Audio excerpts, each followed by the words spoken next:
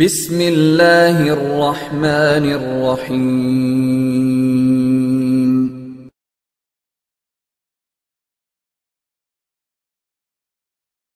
আসসালামু আলাইকুম রহমতুল্লাহি ওয়া বারাকাতুহু। একবার প্রশ্ন করেছেন যে আমরা আজানের জবাব কিভাবে দিব। মুয়াজ্জিন যা বলে তাই বলবো, এবং এক্ষেত্রে কি হাইয়া আলাস সালাহ হাইয়া আলাল ফালাহ এর সময় লা হাওলা ওয়ালা কুওয়াতা ইল্লা বিল্লাহ বলবো, না মুয়াজ্জিন যা বলে তাই বলবো? জবাবে বলবো, রাসূলুল্লাহ সাল্লাল্লাহু আলাইহি ওয়াসাল্লাম বলেছেন, ইযা সামি'তুমুন নিদাআ ফাকুলু মিসলা মা ইয়াকুলুল মুয়াজ্জিন। যখন তোমরা মুয়াজ্জিনের আজান শুনবে, তখন মুয়াজ্জিন যা বলে তোমরা তাই বলো। এটা একটা নির্দেশ দিলেন রাসূলুল্লাহ সাল্লাল্লাহু আলাইহি সাল্লাম, যে মুয়াজ্জিন যখন আজান দেবে তখন মুয়াজ্জিন যা বলে তোমরা তাই বলো।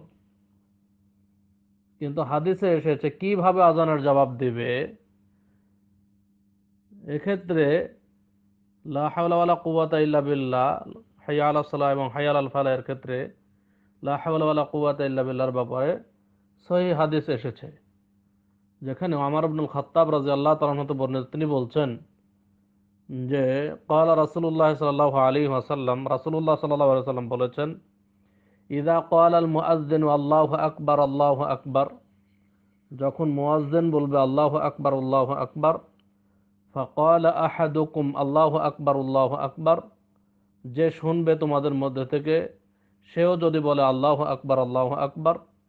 সুম্মা ক্বালা আশহাদু আল্লা ইলাহা ইল্লাল্লাহ, যখন মুয়াজ্জিন বলবে আশহাদু আল্লা ইলাহা ইল্লাল্লাহ,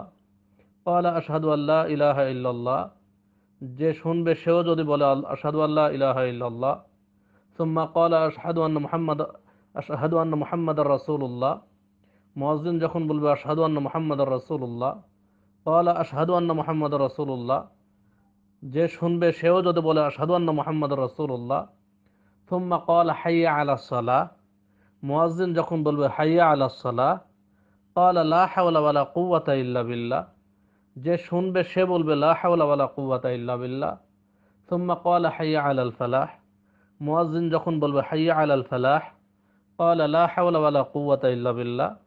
যে শুনবে সেও বলবে লা হাওলা ওয়ালা কুওয়াতা ইল্লা বিল্লাহ, সুম্মা ক্বালা আল্লাহু আকবার আল্লাহু আকবার, মুয়াজ্জিন যখন বলবে আল্লাহু আকবার আল্লাহু আকবার, ক্বালা আল্লাহু আকবার আল্লাহু আকবার, যে শুনবে সেও বলবে আল্লাহু আকবার আল্লাহু আকবার, সুম্মা ক্বালা লা ইলাহা ইল্লাল্লাহ, মুয়াজ্জিন যখন বলবে লা ইলাহা ইল্লাল্লাহ, ক্বালা লা ইলাহা ইল্লাল্লাহ, যে শুনবে সেও বলবে লা ইলাহা ইল্লাল্লাহ, মিন কলবিহি, এভাবে যদি আজানের উত্তর দেয় অন্তর থেকে, দাখালাল জান্নাহ, তাহলে সে ব্যক্তি জান্নাতে প্রবেশ করবে, তাহলে সে ব্যক্তি জান্নাতে প্রবেশ করবে। এই হাদিসটি এসেছে সহিহ মুসলিমে, সহিহ মুসলিম 385 নম্বর হাদিস, আবু দাউদে এসেছে 527 নম্বর হাদিস, মিশকাতে এসেছে 658 নম্বর হাদিস। অতএব লা হাওলা ওয়ালা কুওয়াতা ইল্লা বিল্লাহ, হাইয়া আলাস সালাহ এবং হাইয়া আলাল ফালার শুনে লা হাওলা ওয়ালা কুওয়াতা ইল্লা বিল্লাহ এটা বলা সহিহ হাদিস দ্বারা প্রমাণিত। অতএব এটা বলবেন, এটা সুন্নাত, এবং এটা স্পষ্ট সহিহ হাদিস যেটা এসেছে, এবং তার রেফারেন্স আপনাদেরকে দেওয়া হলো, আপনারা দেখতে পারেন।